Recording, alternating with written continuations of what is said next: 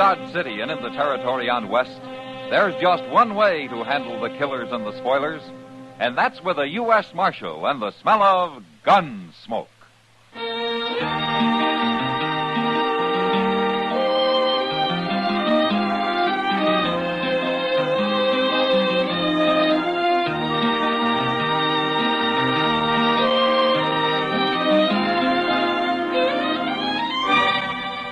Gunsmoke, starring William Conrad. The transcribed story of the violence that moved west with young America. And the story of a man who moved with it. I'm that man, Matt Dillon, United States Marshal. The first man they look for and the last they want to meet. It's a chancy job, and it makes a man watchful and a little lonely.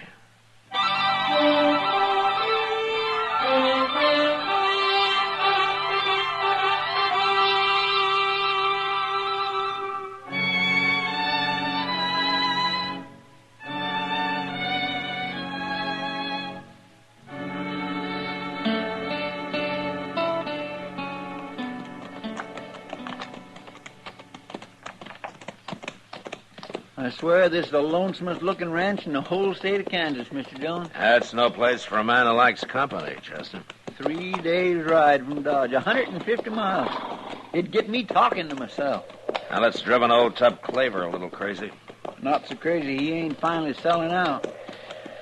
Yeah, let's leave him here, huh?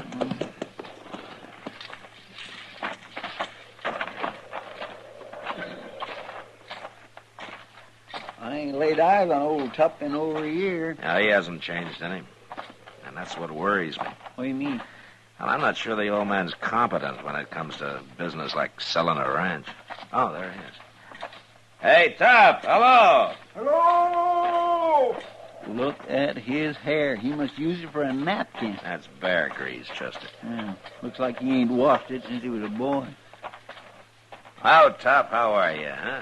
Fit to fight day or night. Hello, Tup. Well, I see you're looking sloppy as ever, Chester. I'm looking sloppy. Why, Tup, doggone your old hide. Never mind, Well, Chester, I never mind. Well, now that's how I remember him. Tup, we've been up on the Republican River. We heard that you're selling your ranch. Yeah, want to buy it? No. We just thought we'd stop by and see how you're doing, that's all. Oh, I'm doing right good, Marshal. Well, why are you selling, Tup? Oh, I'm tired of being alone. Need help out here, getting old. Nah. How much you asking for the place? 10,000, and it ain't worth $1 more. You want it? No, I don't want it. But have you found anybody who's interested? That's why I'm riding to Dodge next week. I'll find somebody. Well, I wish you'd come see me when you get there. Yeah, maybe I will when I get there. You can buy me a drink, Marshal. I'll be glad to, Tup. Well, so long. Bye, Tup. Goodbye.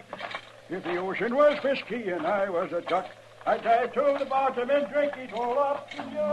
Goodness, Mr. Dillon, ain't that awful?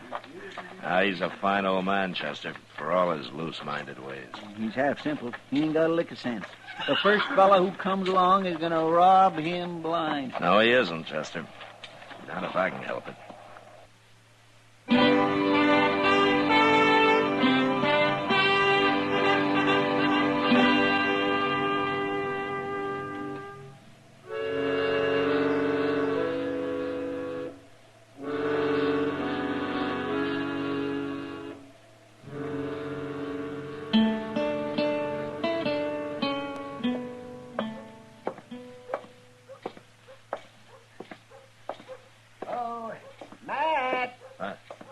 Hello, Doc. Sit down, my boy. No thanks, Doc. I had enough sitting last week. Oh, yeah. Oh, say, that was a long ride you made. Well, we didn't accomplish much, but we saw an awful lot of country. You know, that's what I like about your job. You get paid whether you accomplish anything or not. You know, you're complaining because you can't collect money off of dead men, Doc. Oh, is that so? Well, now, you talk easy, Mad Dillon. You're forgetting how you might get sick. I'm too healthy to worry about having to stay on the good side of you miserable little... Oh, all right, now you've done it. Yes. Now you're going to have to buy me a drink. My pleasure, Doc. Let's go to the Long Branch. I knew if I waited long enough, some conscience-stricken heathen would come along and ask me into a bar. I don't mind, Doc. It's some poor devil you might have to operate on this afternoon that I'm worried about. After you. Thank you. Well, now, shall we stand at the bar? Wait a minute, Doc. What? That's Tup Claver sitting over there. Oh, yes. I saw him on the street a while ago. Who's that with him? I don't know, man. Look, Doc, order me a drink, will you? I'll be with you in just a minute. All right, well. Hello, Tup. Oh, sit down, Marshal. Sit down. I thought you were going to look me up when you got to Dodge. Oh, Marshal, this here's Mr. Wayne Ruttman. How do you do, Marshal? Mr. Rudman? He's aiming to buy my ranch. Oh, is that so? Well, yes, he's from Kansas City. He wants to see the ranch before we make a deal, though, Marshal. Well, I can understand that. You want to see the money, don't you? Well, it was your ID. Well, of course, and you will see it. 2 weeks from now, I'll have it deposited in the bank here. Well, it'll only take a week to ride up and see the ranch and come back. No, I want to send for the money first. Why? I ain't going to sell without I get paid anyway. Evidence of good faith, Tup. I want you to know I have the money and that I'm ready to buy before I look the ranch over. Yeah, don't make sense to me. Marshal, do you see anything wrong in doing it my way? Oh, I don't see it makes any difference. There you are, Tup. I'll be going now, and 2 weeks from today I'll meet you at the bank. Agreed? Sure, I'll be there. Good. Bye, Marshal. Bye, Mr. Rudman. Ho, ho, dead doe, you never know. My. What? Ho, ho, dead... never mind, Marshal. Nice feller, huh? Yeah. Well, where did you run into him? Oh, at the hotel this morning. I told everybody I was selling my ranch, and his eyes lit up, and he bought me a drink. Oh, I got to come to town more often. When do the ladies get here, Marshal? You never mind the ladies. But I'm going to be rich. $15,000 worth. What? Yep, $15,000, Marshal. But you were only asking 10. Well, I told him that. But he said that he's as rich as can be and wants to do right by an old man like me. Now, ain't he a nice feller, Marshal? Yeah, maybe. But, I'll be there to find out for sure.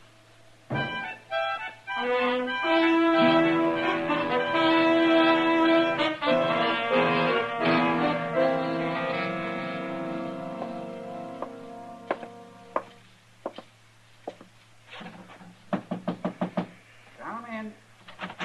Hello, Mr. Bodkin. Well, come in, Marshal. What can the bank do for you today? It's been 2 weeks, Mr. Bodkin. I told you I wanted to be here when Ruttman and Tup Claver showed up. Of course. But Wayne Ruttman's already been here, Marshal. Oh, he has? Mm-hmm. Deposited $15,000 cash, just like that. It's an awful lot of money.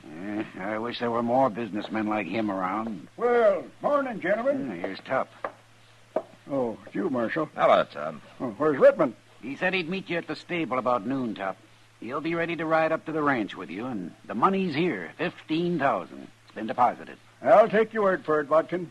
If Ruttman decides to buy, he'll give you a note for the money. All you'll have to do is come here and collect it. Well, sounds easy. Nothing to it. My. Well, I don't see anything wrong with the deal. Do you, Mr. Bodkin? Certainly not. You're a lucky man, Tup. If he decides to buy him. No, he'll buy. Place looks fine. I just got back this morning. Oh, so that's where you've been. Huh? Riding and dreaming, Marshal. Dreaming of money. Well, good luck, Tup. There ain't no such thing, Marshal. Luck's for fools and sinners. You'll see. Oh, yes, you'll see. If the ocean was whiskey and I was a dog,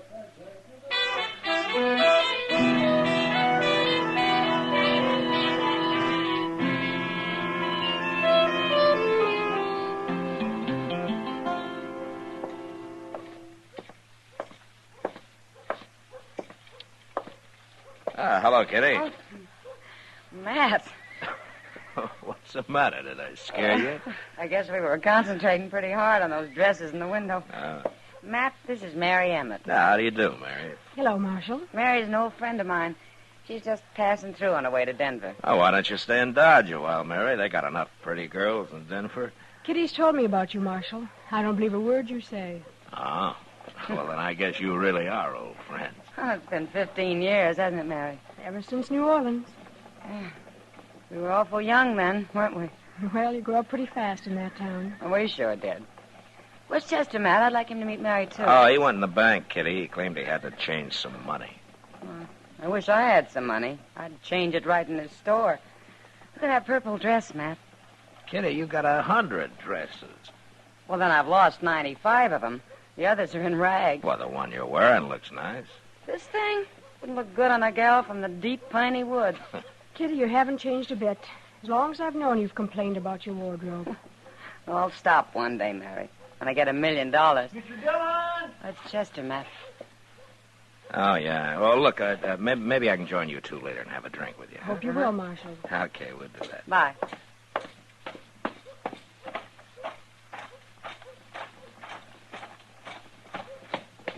Hey, Mr. Dillon, they're having an awful row in the bank there.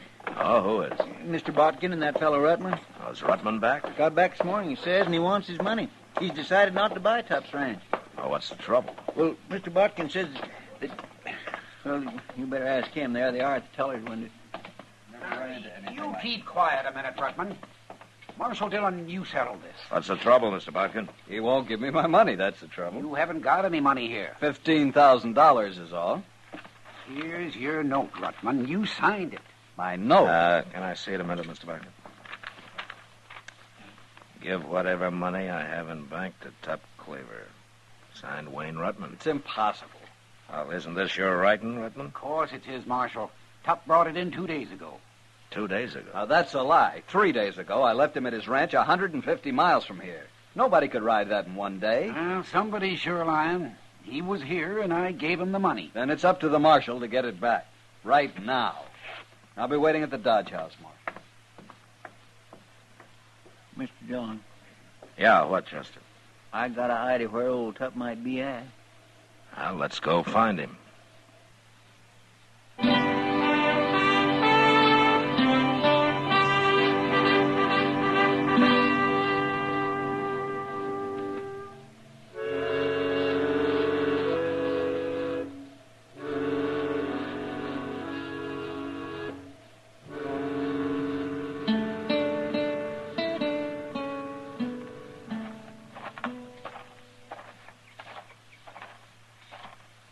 By golly, there he is, sitting right on the porch. What's he doing way out here, Chester?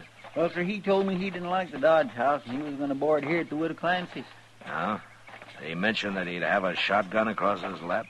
I don't know what's he doing with that.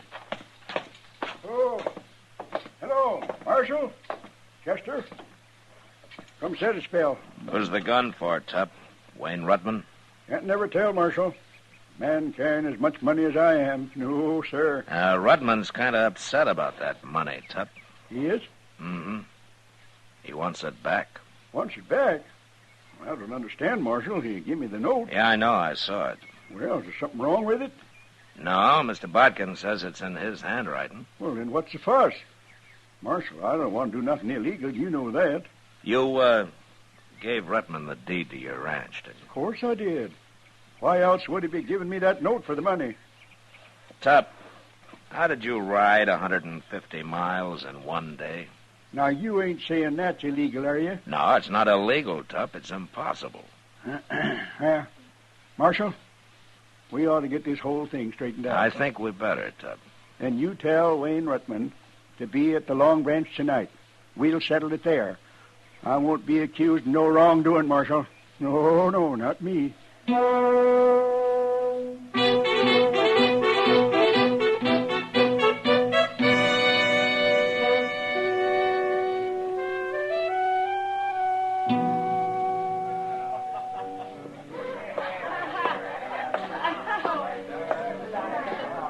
Well, there he is, Rutman.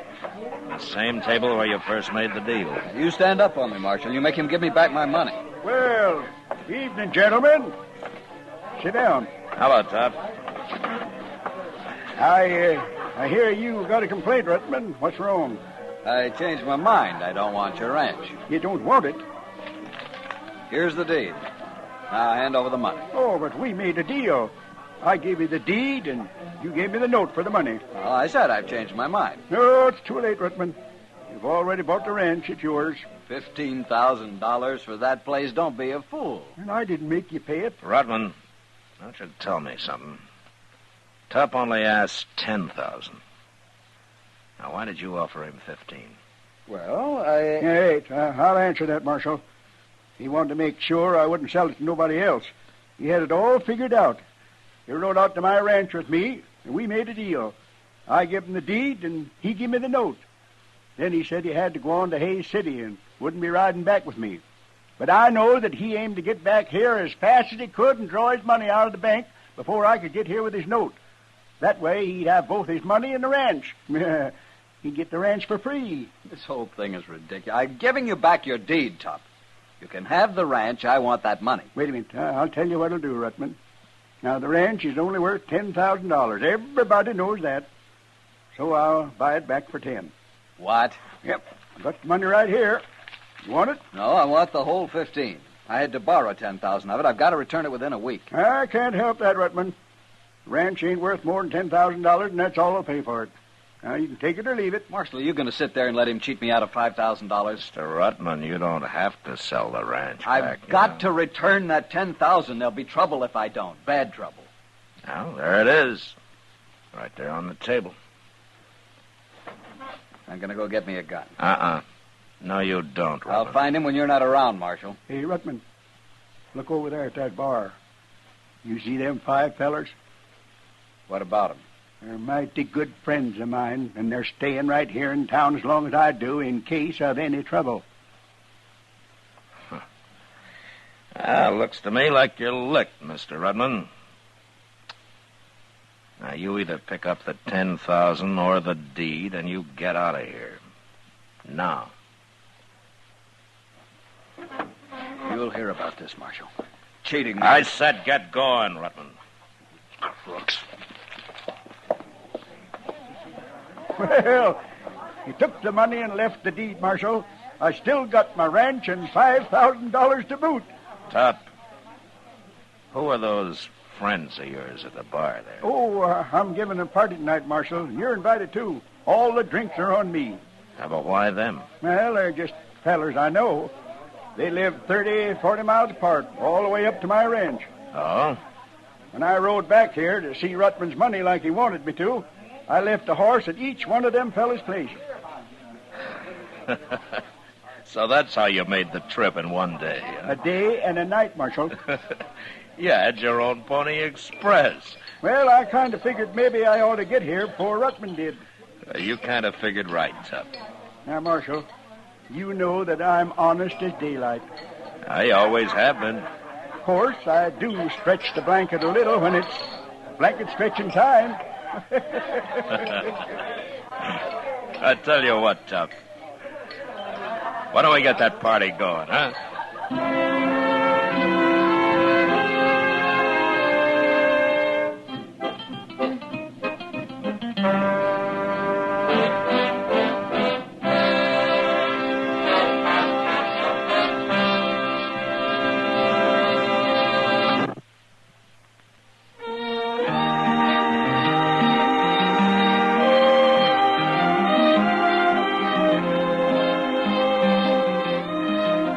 Gunsmoke, produced and directed by Norman McDonald, stars William Conrad as Matt Dillon, U.S. Marshal. Our story was specially written for Gunsmoke by John Meston, with music composed and conducted by Rex Corey. Sound patterns by Ray Kemper and Bill James. Featured in the cast were Ralph Moody, Harry Bartell, Joe Duval, and Kathy Marlowe. Marley Bear is Chester, Howard McNear is Doc, and Georgia Ellis is Kitty.